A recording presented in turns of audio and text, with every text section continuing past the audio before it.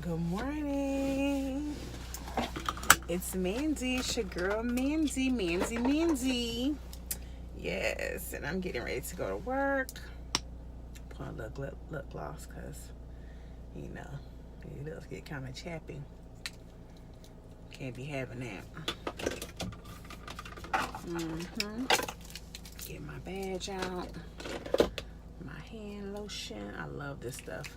This Japanese cherry blossom. This is my stuff right here, y'all. I like that stuff. Yeah, so I am headed to work this early morning. These windows down a little bit. They all fogged up. Yeah, there we go. Yeah, I'm running a little behind. Well, I'm not late, but I'm running a little behind, later than I usually leave the house, because I just, sometimes you just want to lay in bed and just think, You need a moment to relax and just, think. I know people probably think that's kind of crazy. Oh, you just woke up, you've been resting all night. But sometimes you just wake up and you have a lot on your mind. And just having a moment to lay in bed, like meditate, and just meditate or not think about anything, or to think about things and just to relax your mind, quiet your mind. You need that moment before you get out the bed and then get ready to start your day. I've been working 4 days straight, no day off. And let me tell you, I'm tired. Matter of fact, let me not even say I've been working 4 days straight, because in actuality, I've been working 6 days straight, okay? Because I worked the weekend that just passed, the Saturday and the Sunday. I then worked the Monday, the holiday, Memorial Day. That's why Keys and I couldn't make a Memorial Day video, because I was at work. And so, unfortunately couldn't make a video. But I worked the weekend, Saturday, Sunday. I worked Monday, the 28th. I also worked all the way up until now. Today's Thursday. So I've been working every day, and I work 12-hour shifts. So, yeah, 60 hours. So I'm pretty exhausted just from being at work. I'm ready for a day off, absolutely. And I do have the next 4 days off, so I'm really happy about that. Right now, it's just like a staffing shortage at my job, really, really critical need for nurses right now. So, I picked up some overtime or whatever, and I got a couple of things that I'm getting ready to do, Keys and I. So I say, you know what? Go ahead and grind it out for a little bit, and then when you're off, you're off, But I wanted to just, make a video and talk to you guys and update you on how Mandy's doing.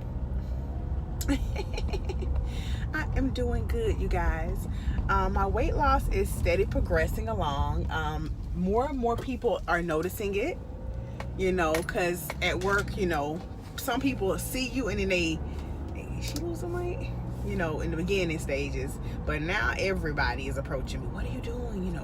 How are you losing the weight? You don't want to put everybody in your game room and in your business. It ain't everybody's business what you doing and how you doing it.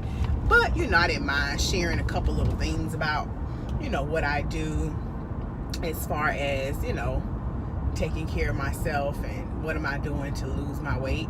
I mean, I did have the weight loss surgery. I'm not going to sit here and lie about that, but I don't have to go around making a public service announcement on it. You know what I mean? Watch the channel, you want to know.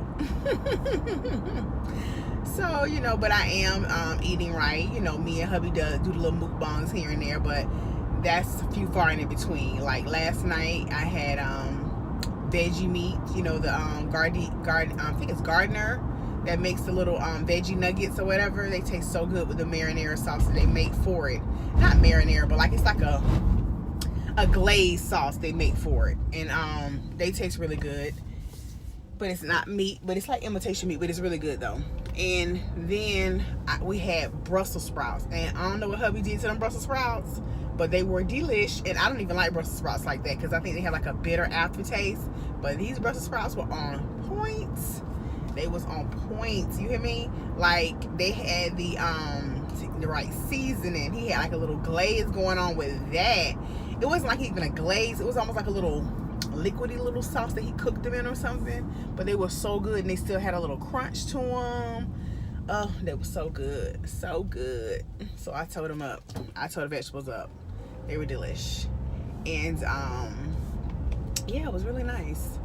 And so I had a good dinner last night and drank me some water, because I think my biggest issue too is that the water intake is a problem. You know, you start drinking the water too fast and you're trying to gulp it like you used to because you're trying to get your water intake in. And what tends to happen is you start feeling stomach pains because you're drinking too fast. You have to slow yourself down, and then you end up not getting your water in because you start feeling full. Then you want to drink some more water. And at work I'm very busy, so it's really, really hard for me, more so than anything, to try to get all my water intake in.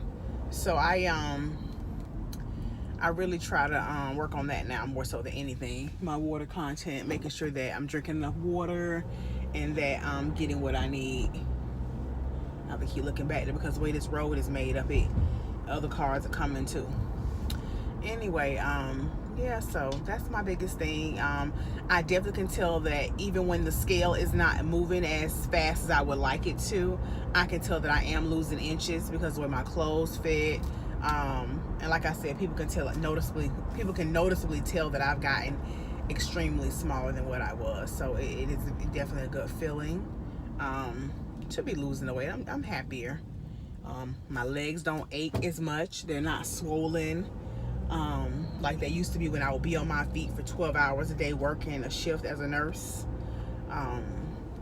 Yeah, my back doesn't hurt anymore. I feel a lot better since I made changes in the way that I eat, just in the way that I view food, period. Because having this surgery, it can help and it can also not help you, because if you haven't changed your mindset about food and the way you do things and the way you eat and overindulging in food, you're never going to lose any weight. So I'm really happy that I made those changes. And even when I go somewhere like a fast food restaurant and get something to eat, it's always something small, because I know that I can't eat a whole lot, and mentally at this point I don't want to eat a whole lot. Even if I feel like I can take the space, so I'll probably eat 2 tacos, I'll still probably only get 1 taco, just because I already know that's gonna fill me up. I'm not gonna be full to the point where my stomach's gonna be hurting, but I'm gonna be full to the point where I'm satisfied, and that's good. That's good. Don't eat until you get stuffed. Just eat enough to be satisfied. I'm like, okay, I'm not too full, but I don't have to have anything else to eat either.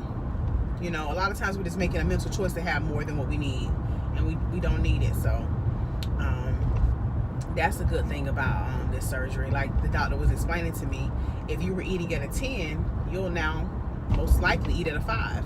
So that's good. You won't eat as much as you used to over the years, as you come out of being post-op with this surgery. So that's a good thing. That's a good thing. And I'm just excited about continuing on my journey. I'll be 6 months post-op soon. And at this point I've lost a total of, let's see, I want to get it right. I've lost a total of 71 pounds so far. In total. And that's including, my pre-op dieting weight I lost and things like that, because I was 290 was my highest weight. My surgery weight, I had got down to 276. I'm now 219. So I've done a lot of work. And yeah, the weight is coming off really nice, and I'm not even 6 months post-op yet.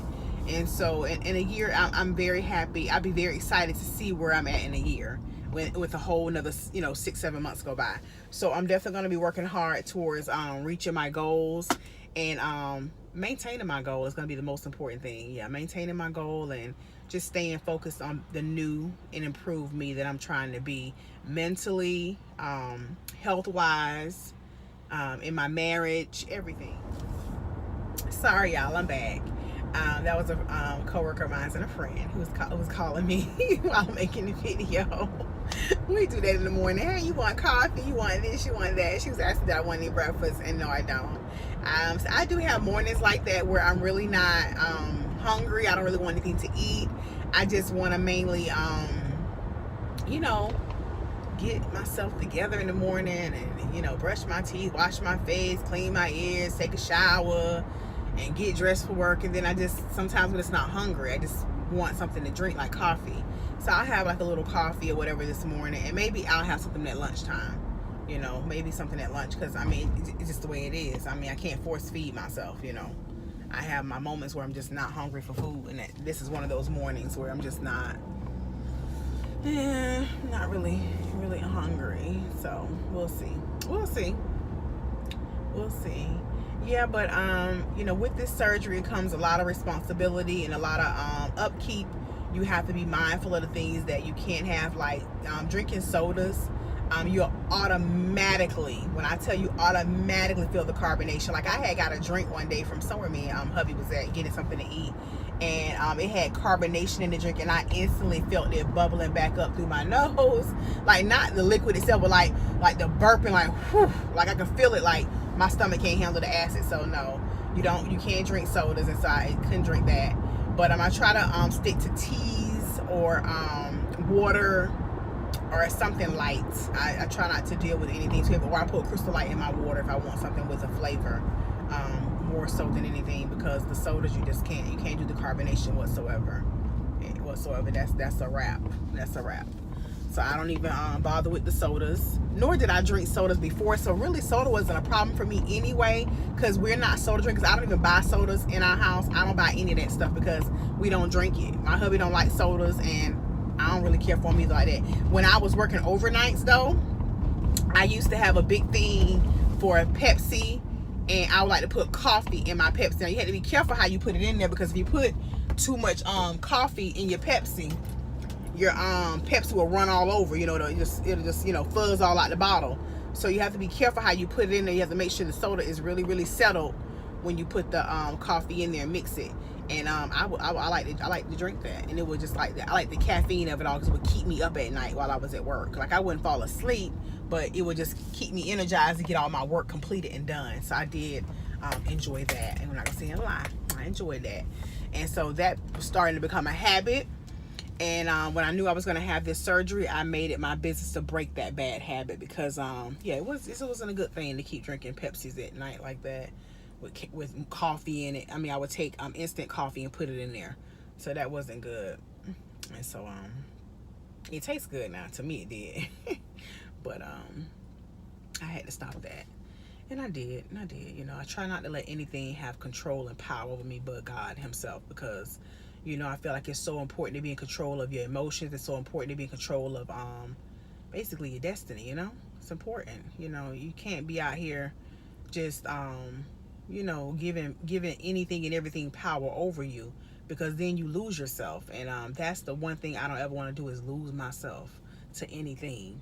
You know, as a nurse that works in substance abuse and detox, it is very stressful at times, you know, dealing with the people who are struggling with these addictions.